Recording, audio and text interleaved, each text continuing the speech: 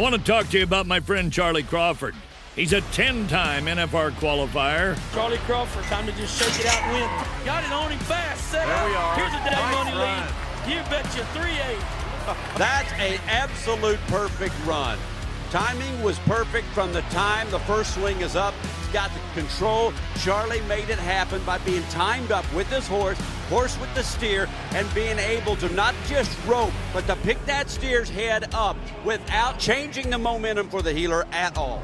We know his beautiful wife, Jackie, all three of their beautiful children, the founder of the Liberty and Loyalty Foundation, which this year will exceed $1 million raised for military and first responders. I've said it 1,000 times. Charlie, it's time to rope, nod and ride, whip and spur. I want to welcome you to the Charlie Crawford Podcast. Let's ride. And we're on. Kelsie Chase, thanks for coming on. Yeah, thanks for having me. It's good to see you, Cowgirl. I didn't get to see you much this winter. I don't know if you and Jackie, you guys weren't up much. It seemed like the same this winter. Right, yeah, I think really the only time was Houston, and she was sick, didn't really feel good, and I didn't have much luck there, so we kind of, nobody was really ever together, I guess. So yeah. When I took you to the wrong airport, it was when I got to see you. Yeah, that's right. That's right. Well, I did a terrible job because I forgot there was two of them, and it worked out great. Yeah, it's good. Always good when you go in these bigger major airports. Like every once in a while, there might be two of them. So I just put it in. Yeah, Chuck, do a better job making sure you know where you're going. It all worked out. I'm excited to have you on. We've had a lot of good conversations in the past, mental game and like things you've studied and, just the work ethic you've had to get to be one of the top ropers that you are. And, watching you rope, like your swing is like one of the strongest swings that I've seen out there, and like your delivery, and it's so good and so correct. And it's fun to watch you rope. Yeah. So thank you. I've enjoyed watching it. So 8-time world champion in the WPRA, correct? Mm-hmm. What all events did you win the world in? So tie down, breakaway, and all around. I don't have anything in the team roping yet. Yeah, there you go. Now, you've had a pretty good passion for team roping. Mm-hmm. I remember seeing, at some of the wildfire events like Salado and stuff like that. And that was a calf horse you used to head on, correct? Yeah. So horse? Nugget, which is my brother to T-Boy. Yeah. And I roped calves on him and, got to head on him too when I had him. So, and when I was younger, we team roped quite a bit because that's what my parents did. And so I've team roped, for forever. But then I took the breakaway part of it more serious, and then with the all girls. So now you got off to a good start this winter. One of the, I would say, kind of standalone events out there in San Diego, California. Mm-hmm. Who put that on? Do you remember? C5 Rodeo. C5 Rodeo. That's a good event. It was fun to watch. We talked with Logan. He won it, and then you won it. And then I talked with where you split it going into it with Munsell, and then had a rope off. Yeah, that was cool. That is so cool because when you have those top four events, when the top four make it back and they blast them, in those top final four, like that's when like it hits. It's kind of like those, like holy crap moments. And that was like all freaking rose to the occasion. It was good watching. Yeah, that was super fun. And it was crazy. Like the night before we were actually reading through the ground rules and we're like, oh man, if somebody ties, you have to have a rope off, which tying in the breakaway, it's going to happen. I mean, that's true with just, the hundreds. Yeah. Right? So it's, it's pretty common, I guess. So, and then, we talked about it and then it happened. Sure enough, it did. Mm-hmm. So you end up winning that. You won $25,000. Mm-hmm. Is that right? Yep. It's off to a good start for January. Yeah, real good. Because I think so Jackie and I and Billy Bray had a conversation last week. Breakaway, everything breakaway. We talked about breakaway, broke a lot of stuff down. And I think the B said the top money winner earner for the NFR last year in the breakaway was $26,000. I think that was Cheyenne Guillory. Yep. Is that right? I think so, yep. And you could have won rodeo in one day. And, that's pretty impressive. $1 million added to that rodeo. Yeah. No, yeah, it was a badass event. And just to be in that venue too. So, yeah. It's cool. Fun to see. It's fun to see these standalone events like where breakaway is not even an issue. Mm-hmm. I love that. Yep. So how'd the winter go this winter? It wasn't terrible. It ended better. I did get at San Angelo, and I was telling you earlier, it's crazy. I won more at San Angelo than I had won total. But I didn't really rope bad this winter, just didn't hit like I needed to. Won a little bit, at San Antonio, a little bit at Fort Worth. No good at Austin and Houston, but it ended better, I guess. Yeah, it was a good finish on the Texas Swing Rodeo right there at the end. For sure.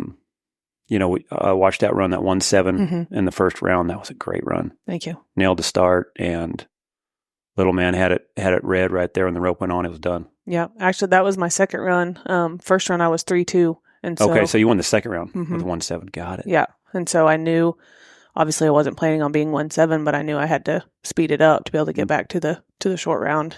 And I really didn't love that calf. Really? To be honest. Yeah, he was strong. He'd outrun, I mean, I guess that would have been 3 times he'd have gone before I did. And he was strong every time, I think. I can't remember. Shay for the night before was 3-7 or 3-9 maybe. I don't know. But I mean, I think she did the best on him. So I didn't love him, but I knew that I was going to have to max him out. So I dang sure wasn't going to be late on him. So when you're 3-2 on the first one and you need to step it up on the second round and go faster, what changes? Well, I mean, when I knew I drew him, he kind of made it easy on, this is what I'm going to have to do at the start.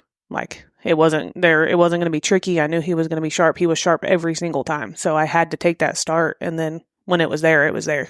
And if it wasn't, I was going to have to take a chance. So sharp for everyone, that's like when you nod, like almost like I was going hard. It's like in football where the defense knows a snap count. Yeah, exactly. And the gates bang, they're gone. 100%. Like that you don't have to see it much. It's as long as they get ahead and being right behind it. Yeah, and I wasn't. It's going to be sharp. Yeah, I didn't want to float at all. I wanted to just be sharp and hit it running. Yep, Yeah. 100%. Yeah, and that's what's been hard sometimes, I think, sometimes with the breakaway is the float and then use your rope. Because like in the head, and a lot of times guys that, like you're dusting the squeezes, they'll float to the line. They almost stay the same distance from the steer and time it to where when they get to the line, like the steer, like they're almost staying the same as the steer the whole way so they can use the rope. Yep. And then you had guys like Trevor and like I tried to do it to where you've seen it and hit it blasting. Like for me, I like the gain, but it wasn't as fast. Right. But, there's a difference between using your horse and using your rope, huh? Yeah, 100%. And I've actually worked a lot with Jackie on that because I've always wanted to sit there and go hard. Well, then I kind of had to change that a little bit and learn how to float, learn how to, make my horse push into me, which Little Man does now. I mean, we all know we've all seen Little Man pull through my hand before, but I've put that in him and that's just part of it. Sometimes it doesn't work, but that's one of those things I've had to change quite a bit after coming down here. So how much did you end up winning to San Angelo? Almost 12,000. So you won the second round. Yeah. Got second in the short round and split second, third in the average. So second the short round, second the average. And then that was San Angelo's first time having breakaway, correct? Yep. How was that? It was cool. I mean, that's a cool little building, and the fans there, I mean, they're there for the rodeo. It looked like it. Yeah.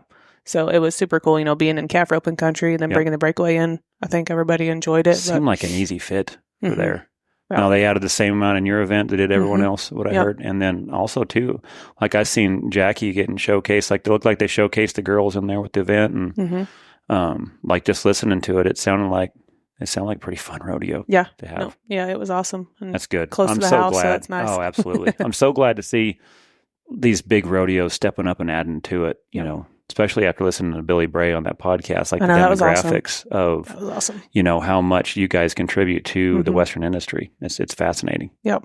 I know. I've been telling everybody to listen to that episode. That was so fun. Cool. That was fun. It was eye opening for me. And I think it was really good to hear, because Jackie and I, we talked so much about it and I've already been there. So on the contestant side, it's pretty easy to ask the questions, what a lot of people would know. That I would want to know about, or people, because I listen to it every clinic I go, how come they don't do this? How come, how does this stuff work? So it's easy to ask those questions to her, but it was really fun getting to know like Billy Bray's perspective of a business in the Western industry, because without a business in the Western industry, the rodeos don't thrive. Right. That's where the sponsor money comes from. So it was cool to hear a sponsorships perspective of it. I enjoyed that. Yep. Yeah. So, is Little Man, he's your main stick, right? Yep. So how old's he now? 19. 19 this year. Still looks strong. Yeah. I'll probably be able to ride him another 5 years, honestly. And he has that attitude almost, doesn't he? Where like he's not going to give up, is he? No, I don't. I mean, I think if he does, then it's going to be bad. Like something bad's going to happen. Yeah. There's some certain animals to where almost age is like, they finally almost like come into their own. And he seems to have that, like he's just that gritty, tough son of a gun to where he is. And those last for sure. a long time. I mean, he's not very fun to warm up. He's going to prance around like he's that kind, but as soon as I'm done, I can get off and hand the lead rope to Oaklynn, and he's going to stay right behind her and put his head down. So it's kind of neat to see that, like he knows his job, whether it's with her backed in the box with me. So that's kind of cool. So I feel like just watching you ride that horse. Now, you've always had a great style. You've had a strong swing. You're a good jockey.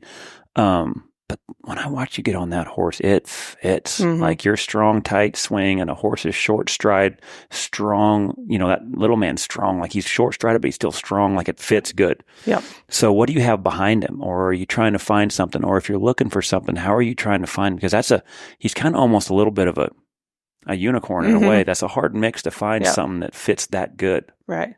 I know. I've always liked the smaller horses. I mean, obviously he's very small. Every time somebody sees him, they're like, man, he really is that small. I'm like, yeah, he's not very tall. I think he's not even 14 hands. We measured him the other day. He's not even 14 hands. But actually the paint that I team rip off of Ryan's horse, heel horse, I've been breakawaying on him. I'm going to take him, but he moves his feet like that. Like I just like the way he moves his feet. Obviously he's not as fast as little man out in the field, but he moves them quick enough to give me a good go. So I think I'm really going to like him. Hopefully, plan is to take him this summer to help him out. But I've got another young roan mare that moves her feet like that too. Maybe not quite as quick, but still just the way she's built, short, compact. That's kind of like what I like. It's funny. I've been on T-Boy before, and I can win on T-Boy, but anything else that Jackie likes, I can't ride. I just can't. Jackie's swing to me looks as certain smoothness of a horse that fits. Yep. Like T-Boy was real smooth. That yellow mare is real smooth, and that's funny is like that. It is like an old hat because they're related. Yep. And their strides are a lot the same. It's a smooth stride where it fits her. Good, but yours is almost like your swing's tight enough where a shorter stride, it adds power to it and it just fits. Like it looks like it goes hand in hand. Yeah, for sure. So that's kind of what, if a guy's looking or if a girl's looking for a horse, that's your jam right there, isn't it? 100%. Like I've learned now, but I can watch horses, the way they move their feet now. It's like, okay, maybe that's something if I get on, I might like the feel of that. Especially if it doesn't buck you off. Yeah, exactly. Remember that year? What year was it? Like every horse you tried, I think you got smoked down. Oh, it's been a long time because I was trying them for my brother too, but I actually told somebody that story the other day when I went over the front of that one and had the reins in my hand. I think someone was asking like Kelsey's horse is 18. I wonder if she's trying anymore. I'm like, I hope she isn't because like it was a near death experience every time she did. It was rough. It was rough. I remember that. Yeah, I kick really hard too, so they have to take that. Turns out. Yeah, it was wild. Yep. It was wild. It is funny, like when you watch certain styles, there's certain horses that there's a stride, and those are the things that is so hard too. Is the amount of reps that it takes to find like what your swing and what your feel is. Because Jackie's had a lot of horses like on my side to where we went through the racehorse deal for a little while. And she would have them scoring up a hand good. They would run. They knew their job good, but you can't teach feel. Right. And there's so much feel that it either fits your stride or it doesn't. And man, that's if a girl's kind of coming up breakaway and like if you can find your feel, then that does help a lot with what you're looking for going down the road, huh? 100%. So you didn't go out west. Right. You stayed home at San Angelo. And then now, what was some of the reasons you didn't go out west? Well, I was planning on it. I really was. But at Houston, the third day of our set, we took my little girl to the aquarium and we walked out and my truck was gone. So they stole my truck down in Houston and I needed to get my ducks in a row. I was worried I wasn't going to find one in time. I didn't want to have to borrow to go all the way out there. I mean, that's a lot of miles to borrow on somebody's truck. So I just took that opportunity to, maybe that's a sign. I don't know. But I was like, I'm just going to stay home. I have San Angelo, went to Giddings, and then I've taken the paint to a jackpot, and stuff like that. So I was like, I'm just going to get my ducks in a row. Get sharp staying here at home. Yeah. So when you come back out and your truck's stolen. Yeah. So what route did you go? 911, obviously. Well, at first I thought we got towed. And I was mad too because I was like, I know we were in a spot. Like I was pissed. I'm like, why did they tow us? And I called. They've got a little sign, and I called, and he's like, man, I haven't been in that area. I'm like, well, who else would be? He's like, I promise you, this is my area. I'm the only one. He's like, I have not been there. I'm like, what do you want me to do? He said, I'd call 911. And then that hit me. Then I was like, holy cow, somebody took my truck. And then we got to looking, and part of my wheel well was gone. There was a bent screwdriver and whatever. And then we, ended up finding videos later. Like that's how they get into the Chevys, is under the wheel well and taking something. But so did you got to see them breaking in your truck and stealing it? No, didn't get to see it. They didn't have like the surveillance videos. I'm just saying we okay. found videos on YouTube. Like that's how they did it. So how did they do it? they can go under the wheel well and they get something out, like something with the computer, I guess, and they can get in the truck and drive off. Because I had the key fob in my pocket. It was locked and I had the key fob. I didn't even leave it in there. But they can get in. So did they say like how many trucks a day that get stolen? The police, Ryan stayed. Jackie came and got me so I could go back to the rodeo. But Ryan stayed and talked to him, and between 80 and 100 a day. And that's in the Houston area. Mm-hmm. And I've heard quite a bit. The number's pretty strong also in San Antonio. Mm-hmm. Yep. 4 trucks I've heard. Yeah, they said those are pretty. Your Chevys are obviously pretty. Yeah, easy too. that's what people said. They said they didn't think the Chevys were as easy to get into, but apparently they got it figured out. Yeah.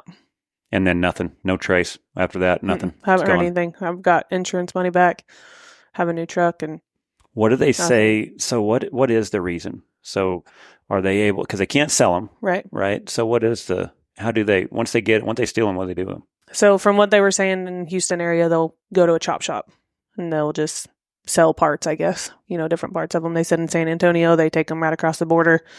And I think they will do that a little bit in Houston too. But from the way the cops were talking, they're going to be chopped up and pretty dang fast. And so that was a thing too. We went in the aquarium at like 12 and we walked out at 1:30. And a little bit before we walked out, we were going through like the gift shop or whatever. And I got a text message on my phone from the Chevy app.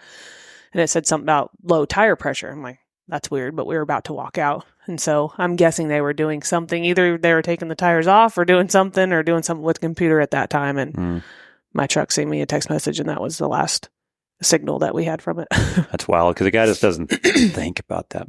Like I said, I drive around Stephenville, and at the time I don't even lock my stuff. I know. I never lock my stuff at home. Like I just don't think that way. Yep. And then you're not the only one that week, I heard. Yeah, Paul David Tierney. They stole his. He got his back. They said he might have left his on empty though, so I think they stole it and he ran out of fuel. Apparently, it does pay off to run it on E. Yeah, yeah. I'm guessing they could have got pretty far with mine because I had the fuel tank in the back and all that. So country. Yeah. So yeah, his was low on fuel and they just abandoned it, jumped ship after that. Yeah. And then I heard they got his timed event trophy. Yeah, they got all his stuff inside, but Gosh, dang.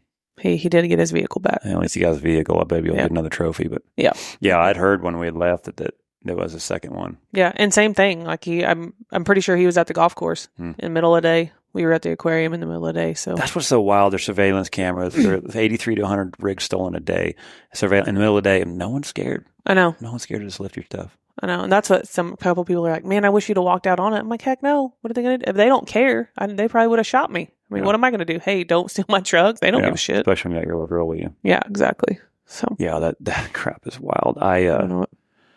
So yeah, if you're in the San Antonio, Houston area and you have a dually truck, I've heard that they're pretty popular. Yeah. And you said I've heard the white ones. Mm-hmm. There's a lot to the white ones. Yep, I had a white truck and they said that one's one of the best ones for them to steal because I guess it's like, hey, I got a white door. I can sell you a white bumper or whatever. So yeah, the automatic key locks, it is amazing how much easier it is to get in on the old keys. It's freaking wild. Yep.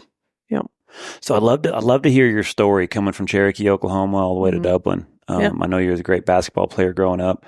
What was life like up there growing up? What got you into roping? Where did this passion come from? Yeah, so my mom and dad team roped, but my dad didn't rope until he met my mom.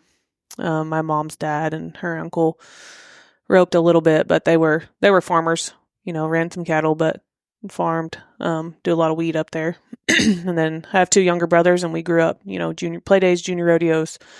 And then it turned into, the junior high rodeos, high school rodeos, stuff like that. So we were always involved in it, but, my parents didn't rodeo for a living or anything, but they were team ropers. So we went to the arena after work and they team roped and then we did our stuff and whatever. And that was the thing. We had to go to town to do it. We didn't have our own arena then when we were younger. I can't remember what year we built one at the house, but I remember that when we were little, everybody met at the town arena and team roped and all the kids played and jacked around and stuff like that. But kind of a community. Mm-hmm. Yep. And so that's where we got our start.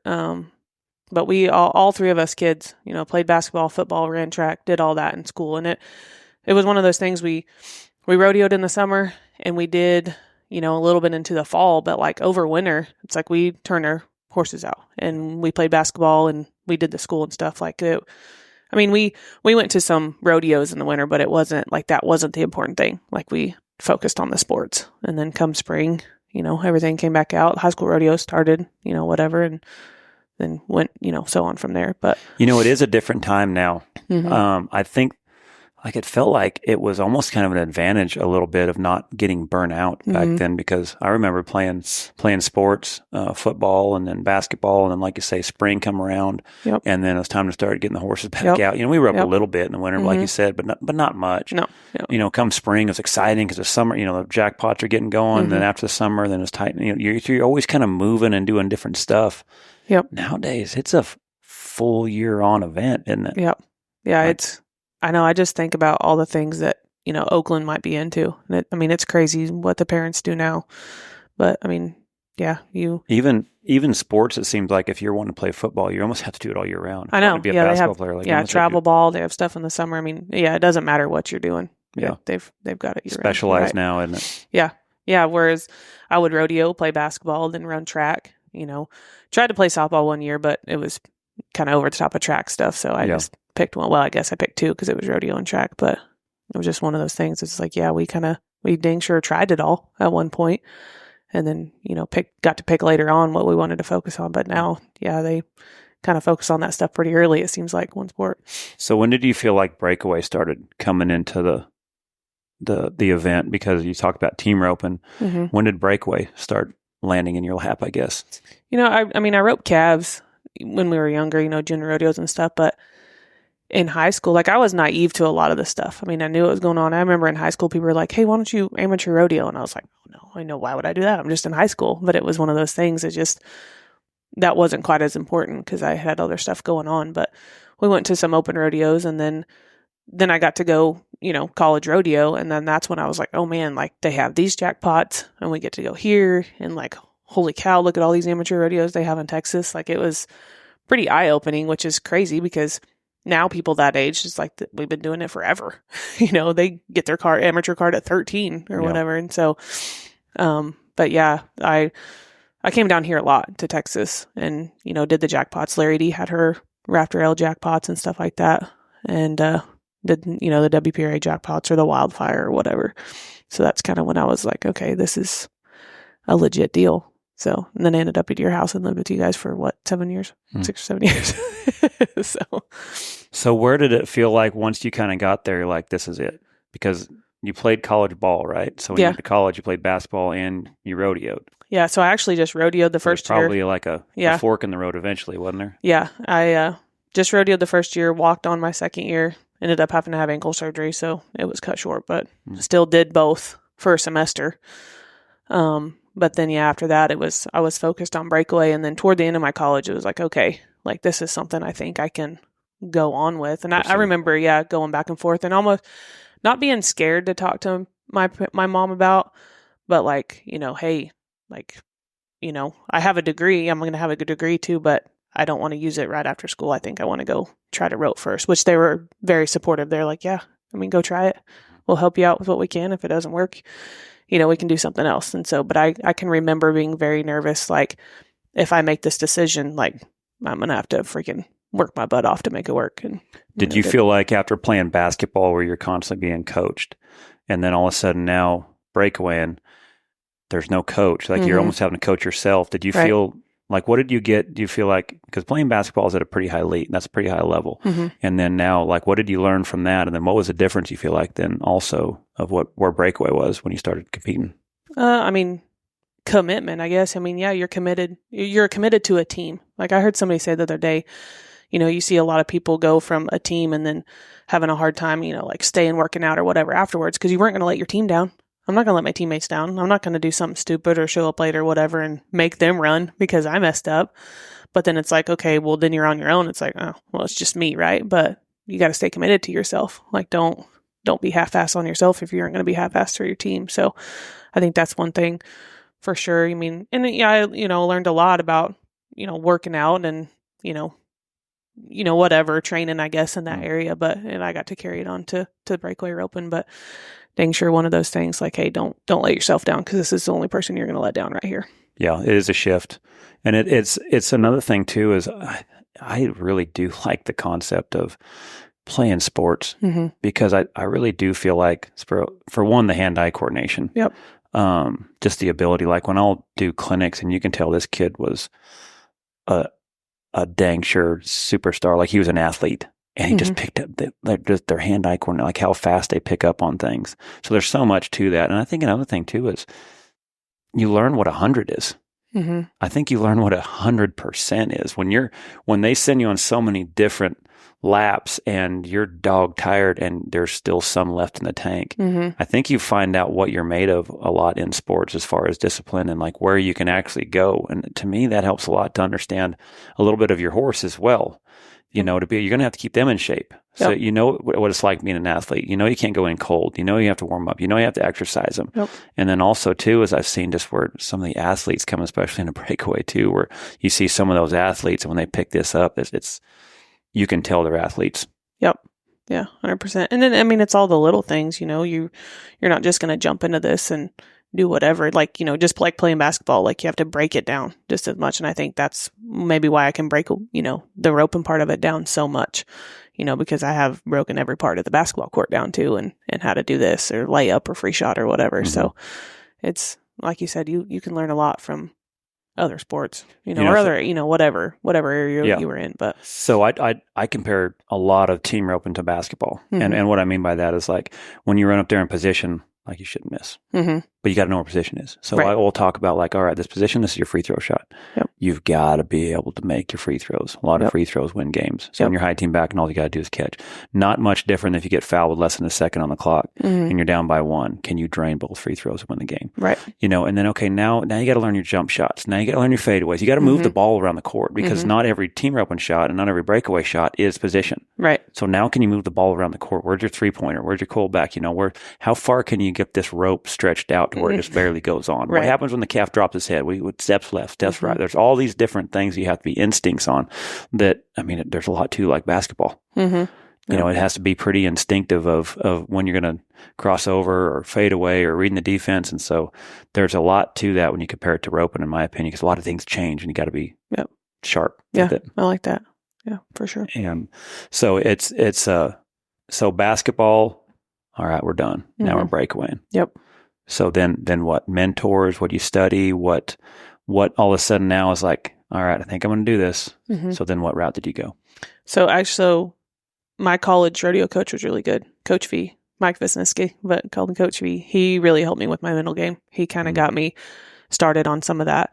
And then after college, I really dove into it, but I credit that a lot for me getting into it. And then, I graduated. And so the mental game. So what do you feel like you got out of that?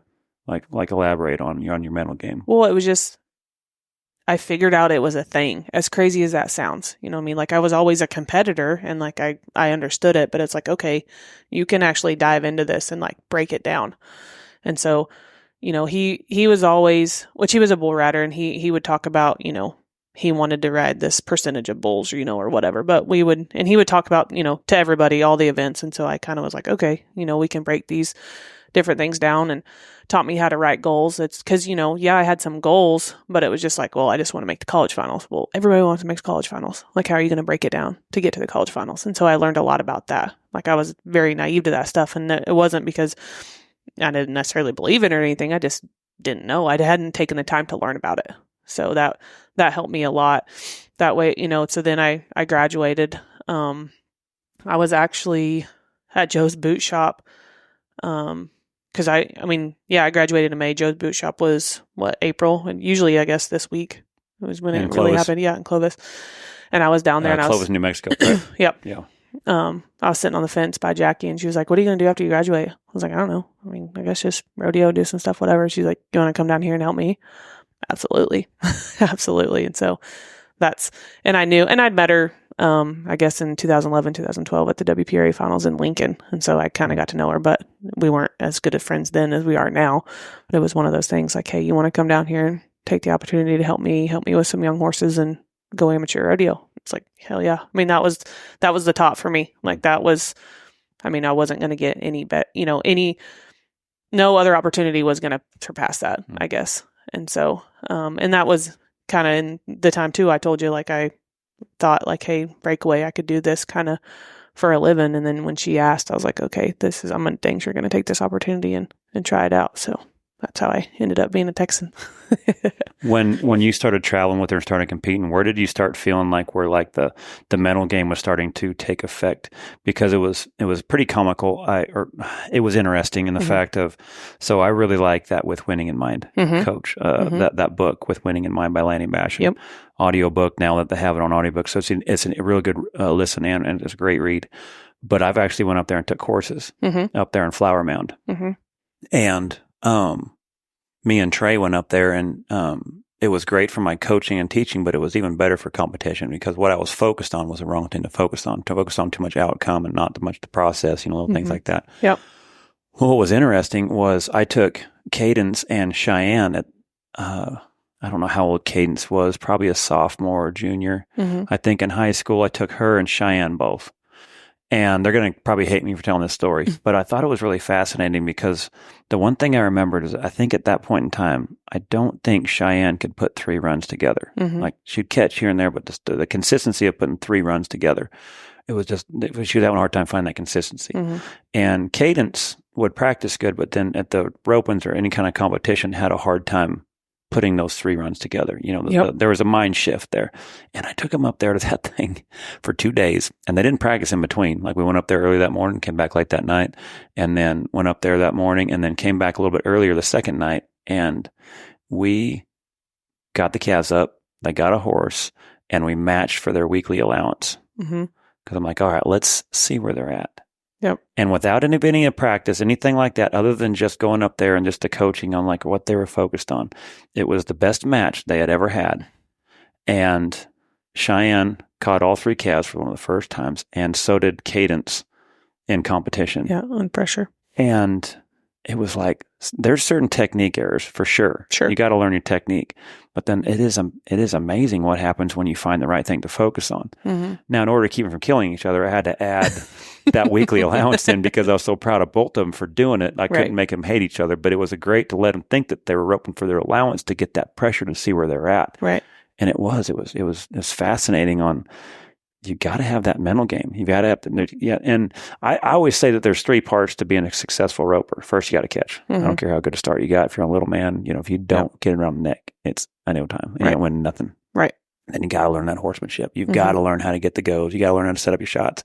Then after that, the mental game of discipline. Because if you're disciplined enough and you're not good on one event or the other, if you're disciplined enough, you'll go figure it out. Yep. And yeah, the mental game, it's fascinating on what that does. It holds a lot of people back also. Because I've seen the ability out there and just people don't take the time to learn that part of it. Right. Because it's almost a little bit of that. Like we say like, I've heard about it, but it's right. I see what you mean because I remember that too. It's like, oh, that's kind of like fish oil or snake oil. It's kind of like, oh, what's that mama jamba stuff? And right. But yeah, if you're thinking about the wrong things when you're back in the box, they can dang sure hold you back. Yeah, 100%. Yeah, that's helped me a lot. I mean, after college, like I said, it kind of started in college, but after that, I really dove into that stuff and dang sure. I enjoy learning about it, but it's damn sure helped me a lot. So yeah, I've enjoyed a lot of it. Just the simple different mindset of the don't, because I think when you're raised, like for me, everything was don't. Don't stick your finger in the light socket. Don't do that because your parents are constantly keeping you alive. Right. Well, then it's hard to take that don't mindset and back in the box and win something when you're saying don't screw up. Right. Don't break the barrier. You're putting so much don't pressure on you that it tightens you up, and it's a different mindset of when you're telling yourself what you're going to do. Yeah, and that takes some development. It takes some knowledge to learn that. Yep. So then, at that point in time, move in with Jackie, or I guess us, you'd say, and amateur rodeoing, team roping, training some horses. Yep. Where did it go from there? Yeah, we did all. We were jackpot junkies there at amateur rodeos. I was down here for a year, and then I went back and was the assistant coach for a year, and then came back down here. So I did have that at Southwestern where I graduated with Weatherford, Oklahoma. So I did go back and teach and coach. Was the assistant coach, but then I realized, like, man, I really want to go back down and try to rodeo for a living. I did, whatever for that year, help Jackie. I helped her with clinics and all kinds of stuff, but I wanted to do it. And they're like, well, you can do it and coach. And I was like, no, I'm going to half-ass one or the other. And I didn't want to do that. I didn't want to let any of my kids down ever because, I mean, they do count on you. I mean, yeah, you're not going to hold their hand through all of it, but if that's somebody you practice with every day, then they want you there on the weekends too. And I wanted to be able to do that for them. But I didn't want to half-ass myself. So that's what I came back down. And I mean, we got in the rig again together and did all the amateurs. And then once the pro rodeos came around, so your amateurs was UPRAs? Yeah, UPRA, CPRAs. CPRA. Yep, did both those. Went to Sulphur Springs for UPRA finals. And that's definitely some of the baddest chicks out here is this region, this little area here between Oklahoma and Texas. That was legit amateur rodeo. That was a lot of the NFR setup. You know, I mean, it's one of the tougher ones and one of the better payouts too because a lot of dang girls down here rope. Yeah, it was good. I mean, we did good. We were able to make a pretty dang good living breakaway roping. I mean, and then with all the jackpots are huge. I mean, they're still big now, but that's all we had to go to. Yeah. Was amateur and jackpots. And so there was a bunch of big ones. And I mean, we did that team roping and then come back and help her ride her young ones. So I got to learn a lot in those years. So when rodeo first came out, like the NFR started happening, there's a season, now you're going to these pro rodeos. What was that like for the first time? Different, eye-opening. We all learned a lot. And even I say we learned a lot about the entering, but then it was like once we really got to enter with all the rodeos, it's like you learned it all over again. It was completely different, but like kind of like she said on your podcast, it's like we went all over. Nothing made sense what we did, but we dang sure wanted, tried to be there and tried to support it. Yeah, for sure. And so actually that first year for the NFR when it was at Dallas, I can't remember exactly how it happened, but I came home. I mean, like I didn't stay out in rodeo as much, and I was like, oh, it's okay, it's no big deal, I'm okay. Well, I wasn't okay. Like they beat me out, and it was my own fault. Like I remember it came down to Stephenville for me to have a chance. I didn't do any good at Stephenville. Didn't make the NFR the first year, and it was nobody's fault but mine. Like I remember Jackie coming back, and when you didn't make it that first year, she's like, what kind of world do we live in when Kelsie Chase don't make the finals? Yeah.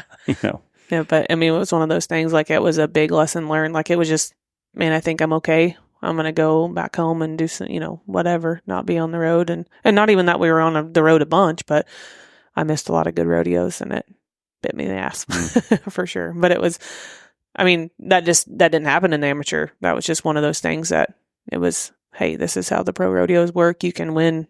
Because I think it was, I can't remember what rodeo it was out there, but it was like, holy cow, I paid that. It was one of the ones with the most added money. And that, like, I remember that one hurt me pretty bad. Yeah. But that was part of it. And dang sure didn't let it happen the next year. I promise you that. What was it like at your first breakaway NFR? What was kind of that moment to where, it's got to be a little bit bittersweet in the fact of everyone dreams of the yellow arena. Everybody's, wants it to be there, but I mean, at least it's something. Yeah. And to where it's getting closer, hopefully. But like, what was the first one like? Man, I mean, especially after you kind of didn't make it. Right. It was special. I had a lot of people out there too, a lot of family, and it was, that happened at the Orleans that year, but just like it's electric at the South Point, like it was there too. Like I feel like it was just fun. I can remember Jackie and I back there, like kind of after the 5 rounds, we were like, holy crap, like this is fun. Like it's badass. You watch them, every round, you're pumped for everybody, but it's a marathon sprint because we have 10 of them, but you're sprinting through all 10 of them. Time, for sure. But I mean, it was cool. I mean, that was our goal. That's the biggest thing we could go to at that time. So it's, I mean, one of those things you're not going to forget your first NFR. So I would agree.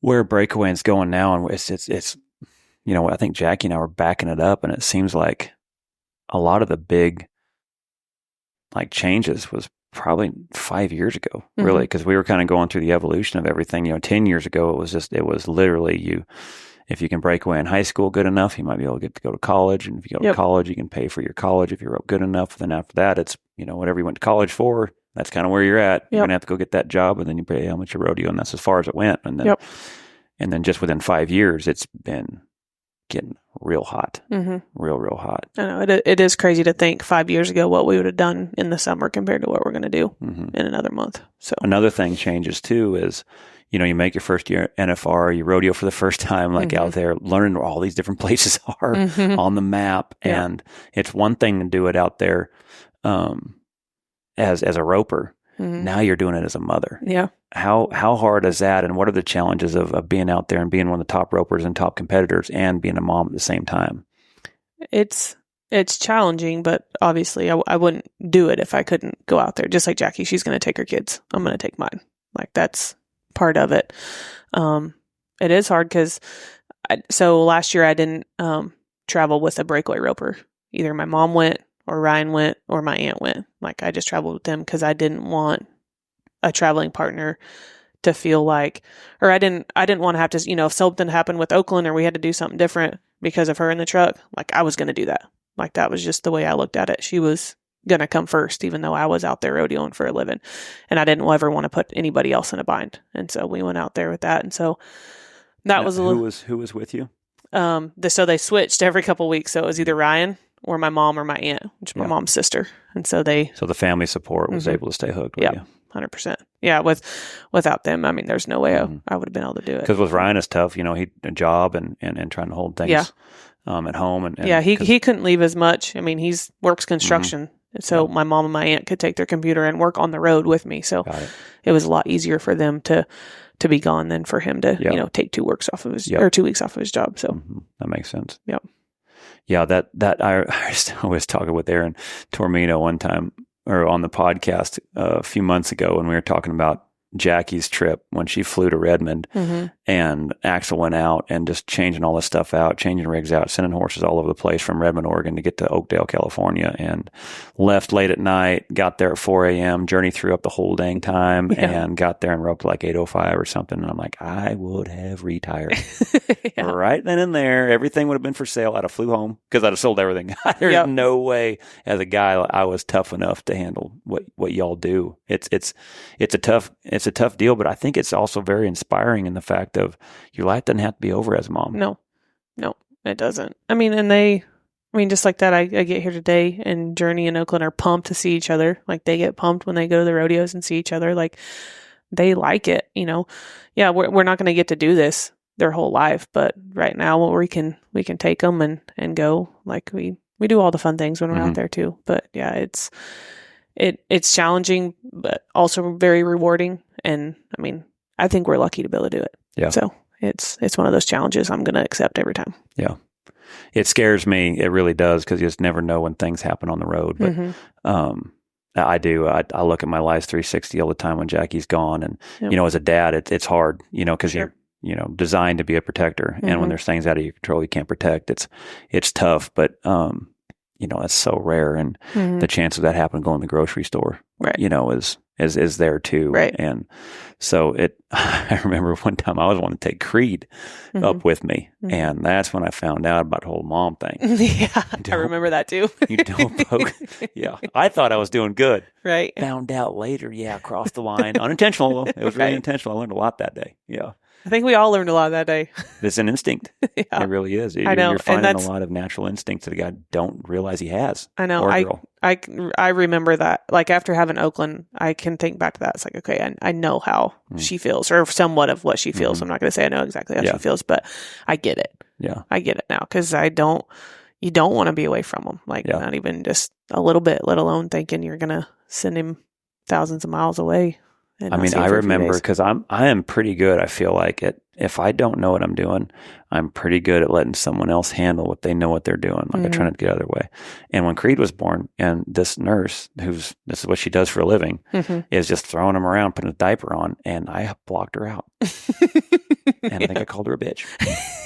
And I said, "What the hell you do?" And I'm like, what is taking over? Like, I don't. And even Jackie was like, "What are you doing?" I'm like, "I'm not real sure." I don't know what just happened there. It's fascinating when those instincts show up, and you couldn't tell anyone that doesn't have kids. Right. You're not going to understand it. Yeah. And it's wild that how God works to where all of a sudden there's natural instincts that show up. Yeah. And you can't explain it until all of a sudden they're there, like, oh, that's what they're talking about. Yep. Yep, for sure. Yeah, there's nothing cooler than like when you've been winning and able to have her with you and get pictures, and those are memories you'll never forget. Yeah. And that's one thing too. I hope we can look back, when she's older and can look back on that, then I hope she's like, hey, I'm proud of having a mom like that. You know what I mean? That's the ultimate goal. And hoping to have, something to where like I think of where you and Jackie are at too is, how cool is that? The fact that y'all are some of the trailblazers that hopefully get it to a yellow arena and hopefully get to a spot where like when they have that opportunity that y'all are some of the ones that like wrote the book, and that's or helped write the book. There's girls before you guys too, but like where are you guys at now of going to all this stuff? Like if it ain't for you girls going out there and getting this thing drove to it to finally get it to where like now they start adding breakaway where they're not even thinking about it. Right. And it's an event. Y'all are still blazing the trail still. Yeah. Yeah, that's cool. I think about that a lot. Like, hey, when she's old enough to realize what's going on, like I wonder where it's going to be. Yeah.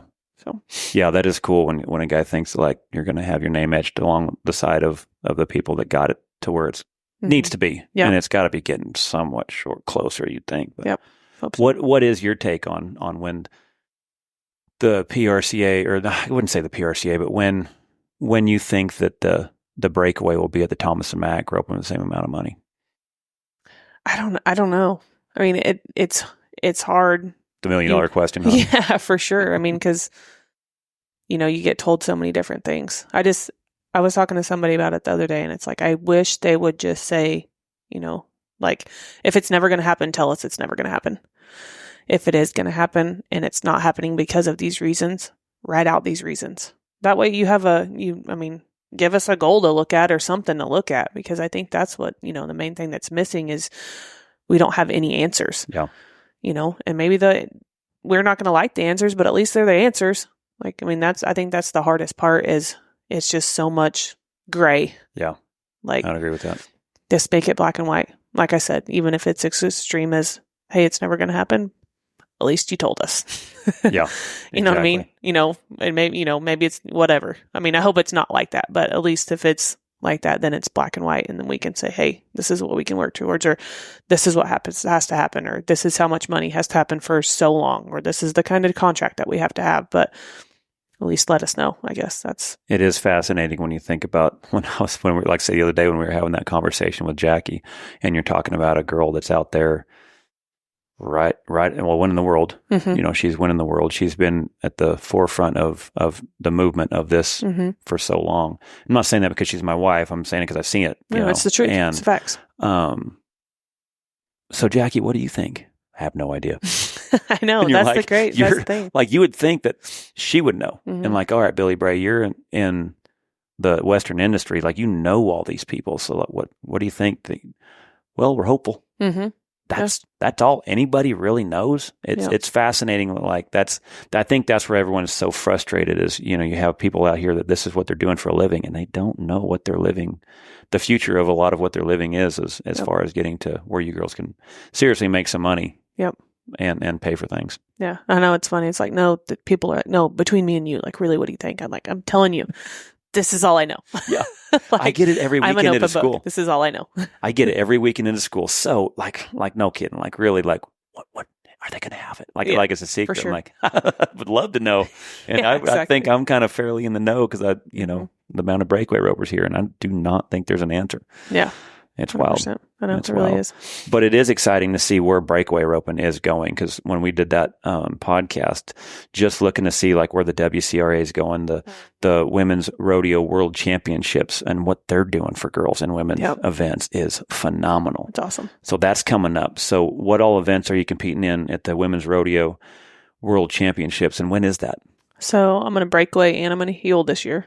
So the last couple of years I've just breakawayed, but I'm going to get to heel this year, so I'm pumped about that. So what is it? May like 13th through the 17th or something that week. Don't get me lying on the dates, but I know that's that week. Yeah, because I know the Kid Rock Rodeo is the 17th, and that's a Friday. So it kind of leads into it. It starts with y'all's event. Yeah, it starts on a Monday. So I remember Jackie won the heeling and won $60,000. Mm-hmm. Martha won the heading and won $60,000. I forgot who won the barrels.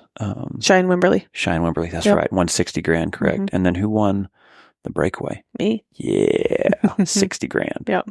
So like that is phenomenal. Mm-hmm. You know what I'm saying? Like in the fact of like that many different events and pays.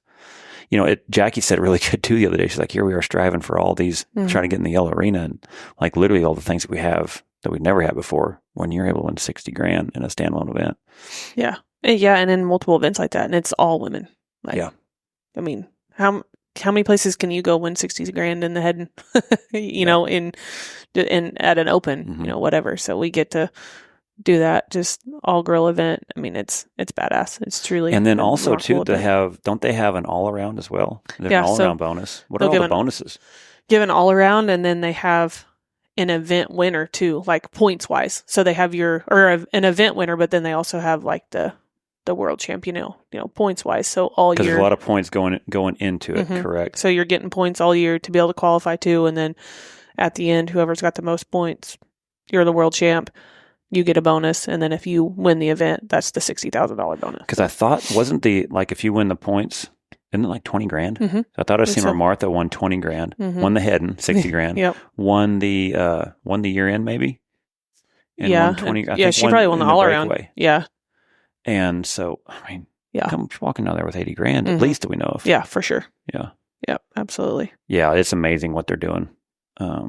Hats off to them for recognizing it for sure.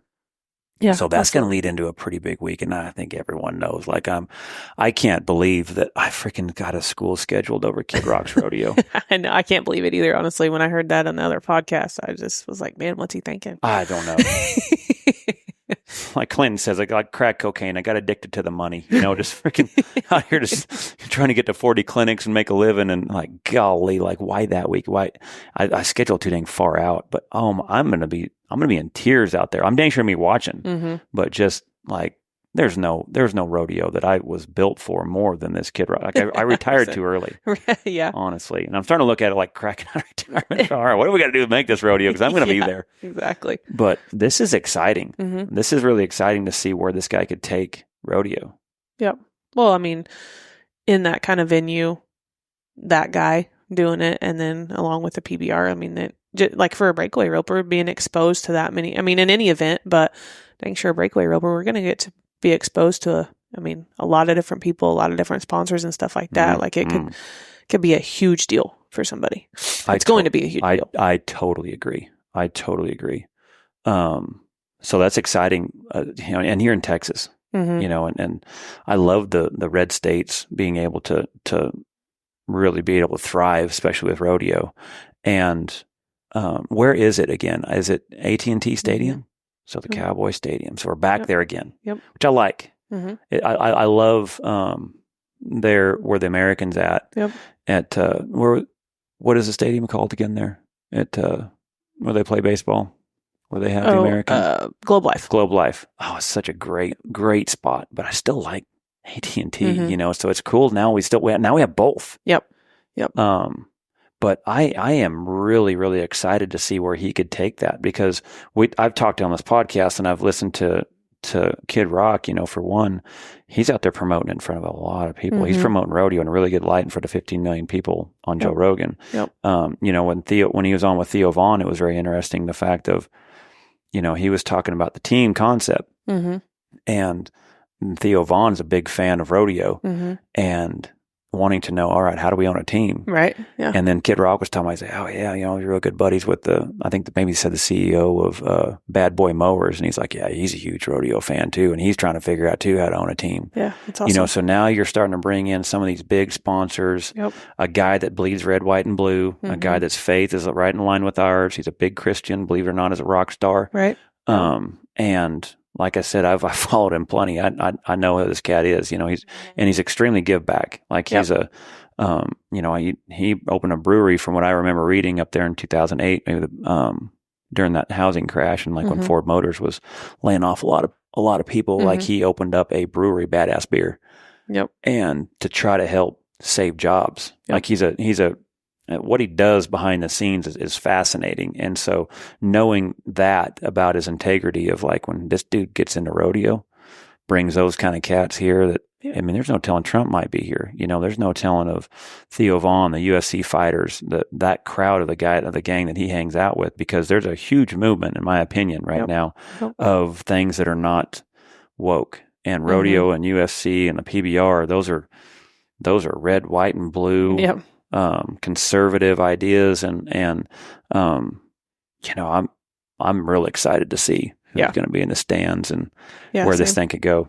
Yeah, I'm pumped. I mean, it's going to be a whole new world for the rodeo people. The PBR guys get in that spotlight quite a bit, but it's going to be exciting and anxious to see how many people are going to tune in and watch something like that, because we're going to have a lot more numbers than what we're used to. People watching and tuning in. So, and he's an artist, so he's going to know, he knows shows, he knows how to get butts in seats, and to have something like that promoted that we can trust, because I think a lot of the Western industry, and it comes with, and I understand where they're coming from, and I agree with where they're coming from. You want to be careful on who's coming out of our industry and trying to, take rodeo in a certain way, because if you're not protective of it, it could go south. And so I think, like with that guy, his beliefs, everything's in line where I think this thing could go in a good direction. Yep, I agree. So there's 5 teams, correct? Do you know what all the teams and who the coaches are? Some of them. I don't know the team names, but what Cody, team are you? So I'm with Trevor and Dale. Dale, yeah. Dale, yeah, baby. So Trevor Brazil, Dale Brisby. Yep. Is that the lowriders? I think so. That's what I was going to say. Lowriders. I know Cody and Taylor Owl have a team. Joe Bieber's a coach. Fred Whitfield's a coach. A lot of calf rope. Yeah. Justin McKee. Trying to think. Charmaine. Yep. Yep. And then I think Sid Steiner. Yep. Sid Steiner. And then I think Lindsay Sumner is going to be a head of like who comes out of Corpus, right? Yep. Yeah. Bobby Moten and Lindsay Sumner. They'll have the whatever team they are. They'll be the ones who come to the WCRA event in Corpus. Correct. Yep. So that's how you get qualified into it. So what do you know about the rules? How's the rodeo going to go? What are we expecting here? Besides, probably I'm sure he's going to have midgets riding bulls. Like he's going to have some great things that are going to be a little bit like what? Right. But they're going to be entertaining. Yeah. But how's the events going to go? Because this is interesting. I've heard. Tournament style, or you're going against somebody else, but it's at the same time. So drag race, I guess. So they're going to have the lights up. They actually sent us some videos the other day. They went and tried it out at the Preferred Arena. They set it all up, and they've got chutes. I mean, obviously not close together, but side by side, and the lights trickle down from red to yellow to green. And when it's green, both chutes open at the same time, and whoever ropes or dogs or whatever first wins. So 3 lights. So probably a red, yellow, green. Yep. Probably a backwards light as you're sitting there at a stoplight. And is there a barrier? Do we know, like, how does this work? Like, what happens if the steer's heads turn? We kind of, no details quite there. If there's a barrier or anything like that? As far as I know, no, like, actual barrier. I think there's maybe an eye to where you have to be behind it at a certain time, because they like start a song, and it's red, and you have so long to, I think by the time the light is yellow, maybe you have to be in the box, in this area. You don't have to be in the corner ready, but you got to be in the box. And so I think there's an eye right there, or a spot that you have to be behind. But as far as I know, whatever your calf does or steer does, that's what happens. But when the gate opens, it's yours. So it's going to be good to have a good broke horse in the corner of the box, isn't it? That's not going to kick out that's going to be key. Yeah. But as far as seeing a start or having to score, whatever, like they're not going to have a neck rope on or anything like that. So you've got to stay behind the line. So probably a longer box then maybe. Yeah. I don't know. I don't know the dimensions on that, but. Because I could see where Dustin squeeze on a 16-foot box with no barrier. That sucker pokes his head out. He's getting turned. Exactly. I wonder what some of the rules are for like team roping, like crossfire and stuff like that. I wonder. Yeah, I know. That's a good question. Probably the WCRA rules. I'll bet whatever that is. Yeah, I would think. I wonder. So what about the rough stock?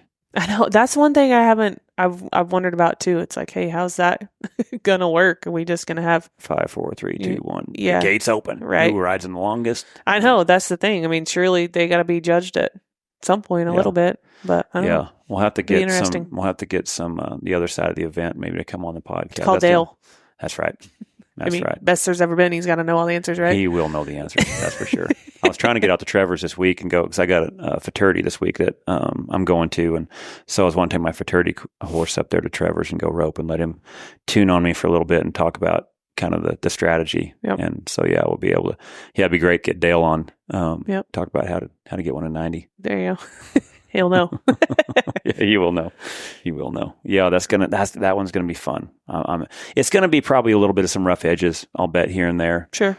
Something new, something different. But I bet he tightens it up, and I bet within a few years, I bet it's gonna be no telling where it could go. Yeah, but exactly. he's committed, because I've seen where he's doing the concert for free. He actually said that this is a long-term play for him. Yeah, cool. And so that's Yeah, great that's to have him invested in this industry. Yeah, Like no he doubt. says, I'm go where you're celebrated, not tolerated. Yeah, that's right. And he's celebrated in this industry. That's for sure. 100%. Yeah, I'm pretty sure he's the reason I lost my left eardrum. Just staying awake driving, just I jamming believe out that. the Cocky album right there with that speaker right there by my left ear. Yep. Yeah, 100%. he was a big contributor to that. So what goes on during the week?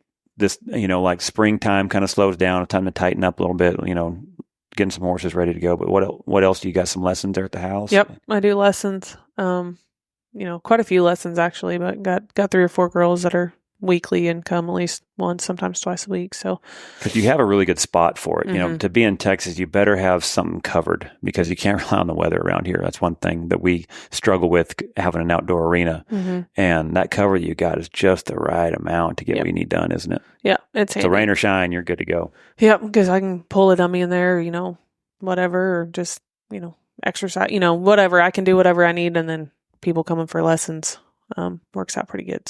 So how much longer do you think you're going to be doing lessons from now till when? That's it. I've already talked about people there asking in May, but shoot, with Corpus Christi and then rolling into the women's deal and Kid Rock, that's 2 full weeks that it's taken up. And we go, I guess, Clovis and Guyman next week.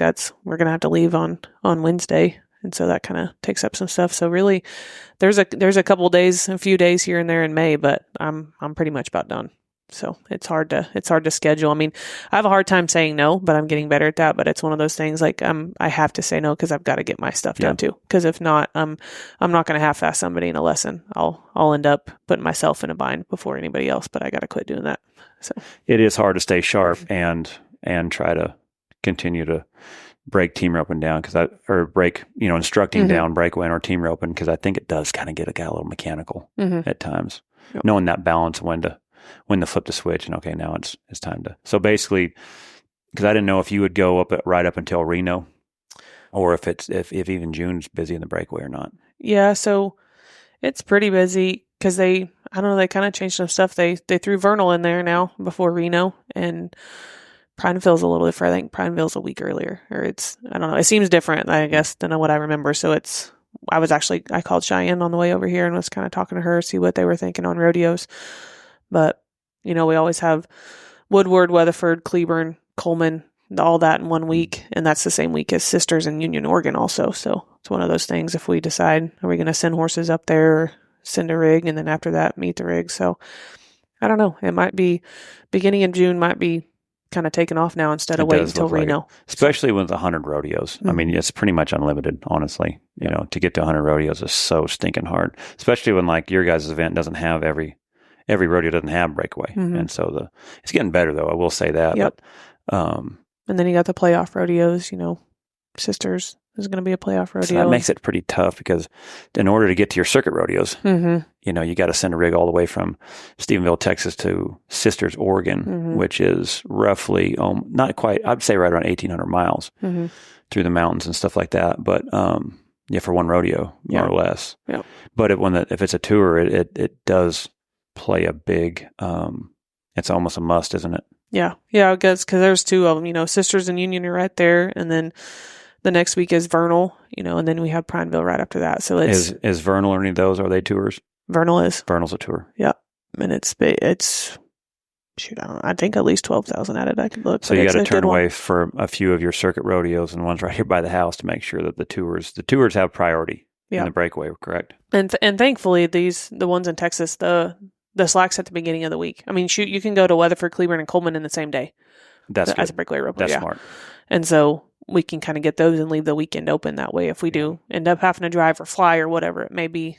Yeah. So it does kind of work out to where we can get those good circuit rodeos in and not have to miss them. But, then in the next couple of weeks, you might have to miss, Big Springs, which we went to El Paso this year. I don't know. I haven't even seen it on the books this year, but there might be a couple you miss, but we do get to do the good ones out here close. Because that's Sioux Falls now. That Sioux Falls, they on again for this year. As far as I know, because that one was that's legit. a nail biter. Yeah. If you're in the top 10 and you don't make Sioux Falls, you are sweating bullets. You're not sleeping. You are not sleeping. Because it could, like I remember being on the bubble a couple of times, not making it, and there was 2 people that could knock you out, then it's all right. But now there's a bunch because they can come, they can be in the top 30 dang near. And if they clean house, they can, it seems like if you're not almost inside the top 10, first of all, you got to make it. Right. Because that thing is huge, isn't it? Yeah. It's one thing making Puyallup too, and then making Sioux Falls. Like those are 2 big game changers right there toward the end. What does that thing pay last year? Shoot, well, I mean, I don't know. Like the rounds were like 10,000 or something, weren't they? I believe so. And so the final, it was. Was it 20 or 25? I mean, I think so. It kind of sounds right. Yeah, that's legit. So you can see where those tours are. Those are priority. Yeah. That's a big rodeo. For sure. And it's good too. And I heard that event was really, really well run. And a lot of the guys that I talked to in the team open said that thing was as close as the NFR, like feeling wise, because I think the founds are on top of you, right? And then they said the electricity in that thing was phenomenal. Yeah. It was a badass event. That's cool. It's about time to where like you can make something at the end, and then because they had it a long time ago. I remember those Pace Picani tours, like when in the early 2000s. I remember Speed and Rich. I think in 2001 were behind Richard E. Gurn and BJ Campbell like $40,000 back then, which was amazing that they had that big a lead. And then I think they went in there and won $35,000. Yeah, and then they were within 10,000 going to the NFR. Yeah, exactly. It was, and that you were able to win that much then. Like, how are we not still able to kind of keep that? Yeah, no kidding. That going. So that's good. That's really good. That's big money. That's almost like, say, you can win more there than almost the NFR. Yeah, no doubt. Yeah, especially for breakaway roper. So you got a few lessons, and then that's it. You're wrapping it up. Yep. It's time to get ready to kind of get that paint going with some jackpots and get him ready, and kind of make sure I got everything in the line. Good. So when you're doing lessons and stuff like that, do you ever think of like what you would tell your 18-year-old self? Like, what have you learned that you feel like is the game changer that you know now that you wished you'd have known then? Or, what is it that you know now that a girl coming into this event that you think they would really help keep them from making the mistakes or things like that you've made? Yeah. I mean, horsemanship and mental game. Like because you see it all the time. Anybody can pick up a rope and go rope, right? Most of the time, roping the dummy or whatever, that's not the hard part for somebody. But once they get on their horse and learn to manage it, I think that's the thing I say a lot is you have to learn to manage what you have. Because it doesn't matter if I give them Little Man or T-Boy or whatever, the best breakaway horse in the world, if they don't know how to manage it and keep them good, like they're not going to be good in a month. Like that's just part of it. But so that's what my big deal is. Hey, you have to manage it and focus on these things, because if you don't score worth a darn and you can't get this start, then what's the point of working on the roping part? Because you can't even get there consistently. So my big deal is managing that. And then I try to do a lot of the mental game with them, and because how many times I'm sure you get to, it's like, hey, I practice really good, and then I get to the rodeo and I don't do good. It's like, okay, well, let's break that down. Why? What part are you having trouble with and why? I talked with my brother a lot. Actually, he had some heck at a college rodeo this semester. He's not going to like them calling him out, but he was mad. He was upset. He was like, I don't get it. I said, okay, there's 2 things. Either you're not practicing what you should be practicing, and so then you get to the rodeo and you're, whatever, mind blown. Or you are practicing what you're supposed to, and you get to the rodeo and you're not doing any of that you're practicing. And so I was like, I'm just going to break it down easy. Either you need to step up your practice, make it harder or whatever, work on something or do whatever. Don't half-ass it, which I don't think he half-asses his practice, but you get to a certain level, it's like, don't practice, like work on it. You got to work on your scoring or your roping or your tying, whatever it may be. Freaking work on it. That way, when you get to the rodeo, hey, I've worked on it.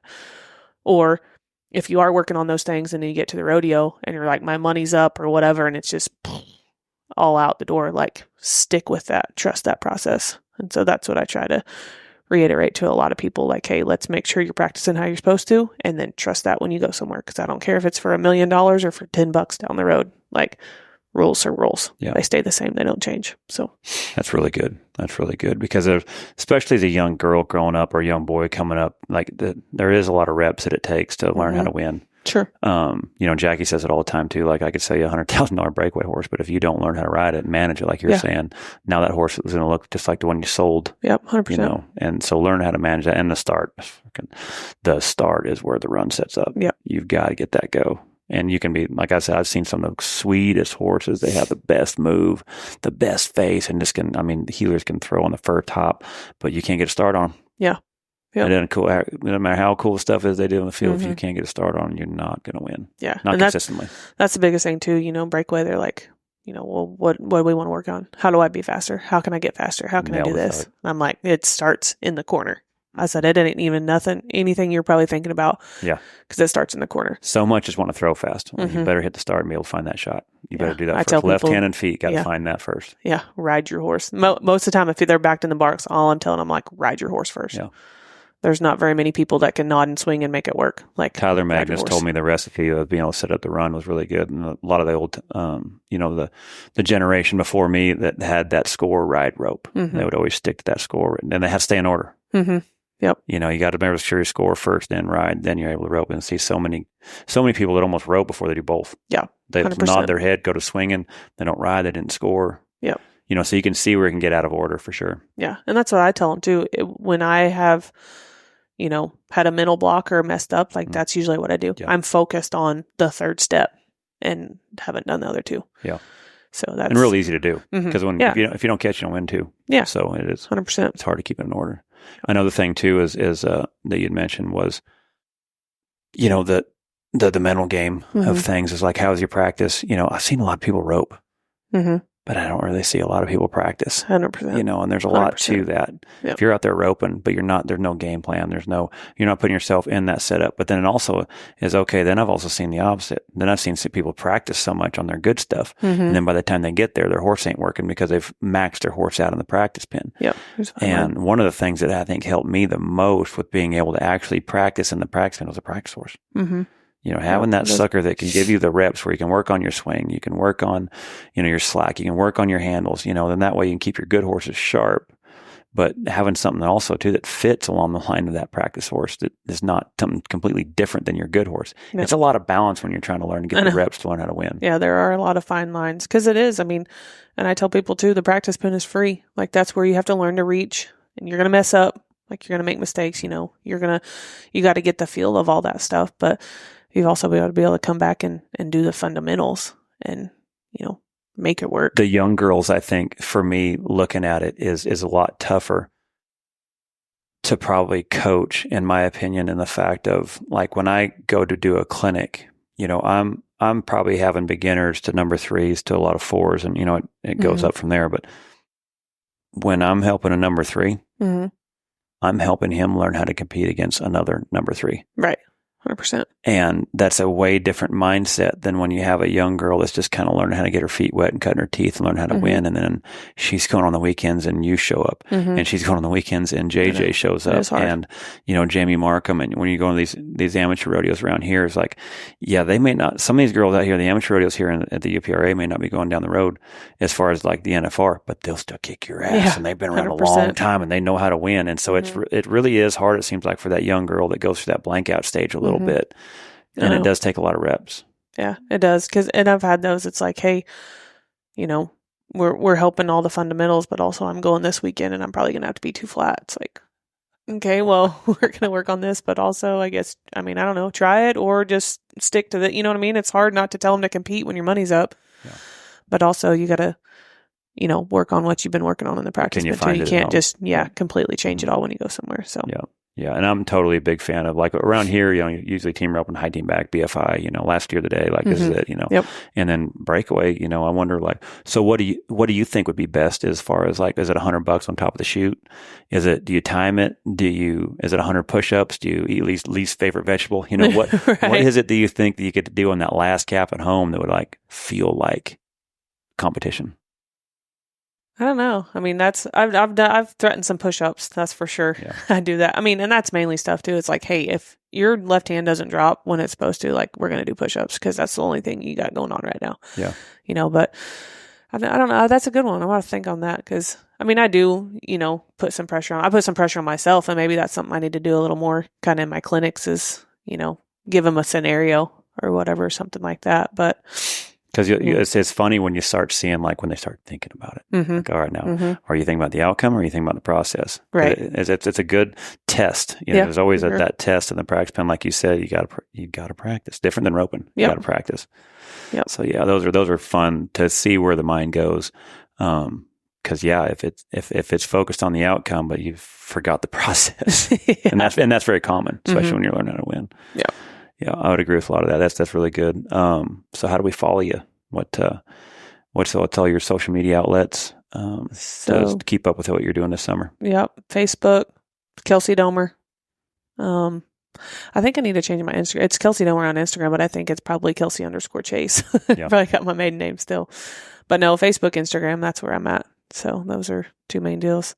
I do have a TikTok. I'm kind of starting to do some of that, but I need to get better at my social media. That's for sure. And so San Angelo Mm-hmm. moved you from what rank to what rank now? So I was 41st, 4-1 before I went to San Angelo. And after that weekend, or I guess, through that whole rodeo, I'm 15th now. So I won one more at San Angelo than I had won all winter or all year so far. It's a good rodeo. Yeah. It's great that they had the money, but also they take all the breakaway ropers. And so it's Yeah. amazing what happens when there's a bunch of girls, Mhm. a bunch of entries. It does Yeah, there's make a up bunch. a great payday. That's a good hit right there at the end of the Texas swing. Yeah, that's what I was glad to do that. It made me feel better about not going to California. Yeah. That's for sure. Yeah. So basically try to keep an eye on your truck this summer. I know, right? Let's not get a foot. Or I guess now it's like if you have something important there, take it out. Yeah. Yeah, that is something we talked about too. I was Mhm. telling Jackie, he's like, all right, we'll just pretend if you go to San Antonio and Houston that whatever you leave with is probably not going to be there when you get back. So probably make sure it's, I know. 10 to 2. That's I'm still thinking all the things that because I have a toolbox in the back too. So all my tire changing stuff and tools and car seat, iPad, seats and, pistol. There's all kinds of stuff we've had to get things rounded back up. Sad. But Those cities are tough. I hate that, but especially for you girls, like that's one thing that much makes me madder than when you have a mom out there all of a sudden now without wheels. God, I know. Piss me off. I know. If I was there, no.